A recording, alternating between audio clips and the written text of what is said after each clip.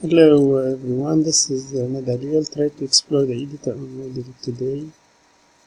So as you can see here on the top right side, Moodle editors, we've got can draw picture, can also make a video or record a video.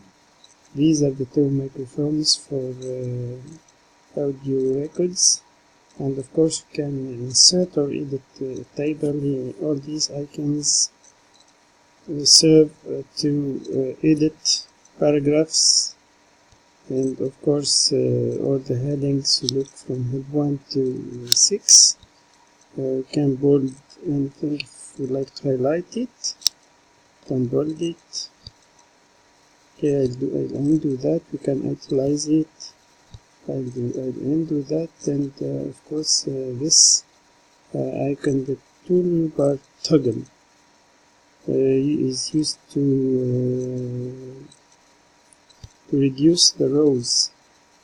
We've got one click, and then we've got two. So we can use it as we want, as we like to use it.